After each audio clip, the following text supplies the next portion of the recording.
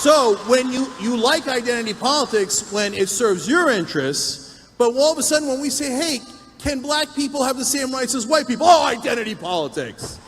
Can gay people have the same rights as straight people? Identity politics. It's called equality. Look into it. It's called America. Okay? All right, well, I think we now know. USA! USA! USA! All right. Equality for all of us! Okay. All right. I want to respond to this is a point. Just very quickly, and we'll have to This wrap is it very up. quick, okay? Very quick. Okay, I want to respond to a point. This is a point that Cenk made last year in his debate with Dinesh repeatedly for about an hour. Was the Southern strategy with regard to the Republicans. Okay, I'd like to point out the idea that the entire South solidly moved into the Republican category because of the Civil Rights Act is historically false and has been debunked multiple times by people ranging from Sean Trent at Real Clear Politics to professors at the University of Pennsylvania. And there's a bunch of ways to debunk it, including the fact that the Congress did not switch Republican in the South until 1994. Okay, did it take 30 years for the racists to realize what was going on?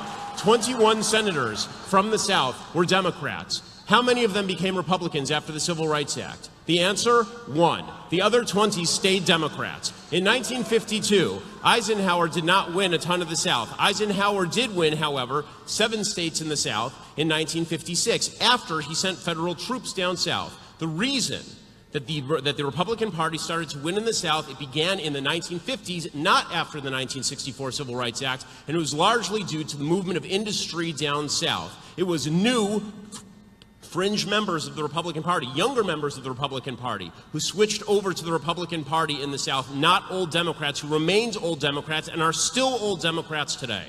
So I'm going to jump in here. Okay, I got it. Real quick. You're right. Very quick. By the way, final note, sorry, Jimmy the Carter launched his 1980 campaign at the headquarters, that town in Alabama that was the headquarters for the KKK. So to pretend that it was only Republicans playing the bad and evil race strategy is just a lie. All right. Okay. Last word. That was him responding to his own thing. Okay. So, real quick, because you're right, we had a whole hour-long, almost an hour-long debate on the Southern strategy. You guys always cherry-pick certain windows of time. In this very narrow window of time, this people came to that. I just went from 1952 to 1994. Hold on. If you're so right, why did 2 heads of the RNC come out and say, yes, we did the Southern strategy, and we apologize? Why did Pat Buchanan say to me on MSNBC, yes, we did the Southern strategy, yes, we got whites to vote for us in the South, and we had a good run? Okay, it wasn't me saying it was Republican leaders and Buchanan who did it at the Nixon campaign, admitting that that was exactly the strategy. And there were some members of the Republican Strategy Council who were doing evil things. That doesn't mean all the people who voted for the Republicans were voting for them because of those things. And to impute that motive to tens of millions of people down south is to ignore not only every public opinion poll done, but also to fail to recognize history. All right, I'm going to cut right in here.